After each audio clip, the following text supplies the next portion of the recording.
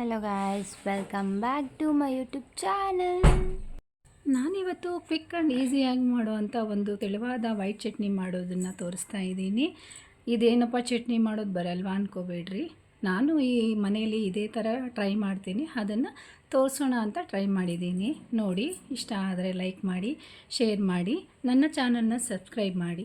First ಉರಿಗಡಲೆ ತೊಗೊಂಡಿದ್ದೀನಿ, ಕೊಬ್ಬರಿ ತೊಗೊಂಡಿದ್ದೀನಿ, ಹಸಿಮೆಣಸಿನ್ಕಾಯಿ, ಕೊತ್ತಂಬರಿ, ಜೀರಿಗೆ, ಹುಣಸೆಹಣ್ಣು, ರುಚಿಗೆ ತಕ್ಕಷ್ಟು ಉಪ್ಪು. ಈಗ ಸ್ಟವ್ ಮೇಲೆ ಕಡಾಯಿ ಇಟ್ಬಿಟ್ಟು ಅದಕ್ಕೆ ಸ್ವಲ್ಪ ಎಣ್ಣೆ ಹಾಕ್ಕೊಂಡು, ಎಣ್ಣೆ ಬಿಸಿ ಆದಮೇಲೆ ಹಸಿಮೆಣಸಿನ್ಕಾಯಿ ಹಾಕಿ ಒಂದು 2 ಮಿನಿಟ್ಸ್ ಫ್ರೈ ಮಾಡಿ, ಅದಕ್ಕೆ ಎಲ್ಲ ಐಟಮ್ಸು ಸೇರಿಸ್ಬಿಟ್ಟು ಒಂದು 5 ಮಿನಿಟ್ಸ್ ಫ್ರೈ ಮಾಡ್ಕೋಬೇಕು.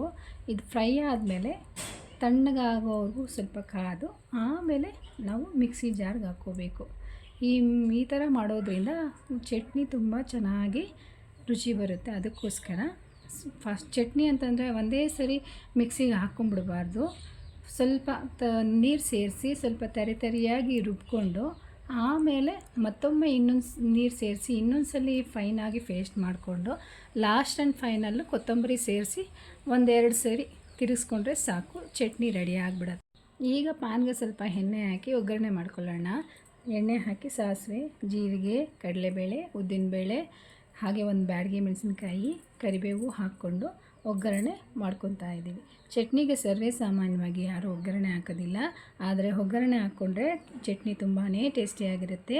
ಈ ಥರ ಚಟ್ನಿ ದೋಸೆ, ಇಡ್ಲಿ, ಪೊಂಗಲ್, ಉಪ್ಮಾ, ಚಿತ್ರಾನ್ನಕ್ಕೂ, ಅನ್ನಕ್ಕೂ ಎಲ್ಲದಕ್ಕೂ ಚೆನ್ನಾಗಿರುತ್ತೆ.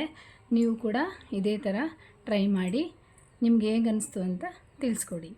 ಇದುವರೆಗೂ ಸಹ ನನ್ನ ಚಾನಲ್ನ ಯಾರು ಸಬ್ಸ್ಕ್ರೈಬ್ ಮಾಡ್ಕೊಂಡಿರೋ ನೋಡ್ತಾ ಇದ್ದೀರೋ ಅವರೆಲ್ಲರೂ ಸಬ್ಸ್ಕ್ರೈಬ್ ಮಾಡಿಕೊಂಡು ನನಗೆ ಸಪೋರ್ಟ್ ಮಾಡಿ. Thank you, bye.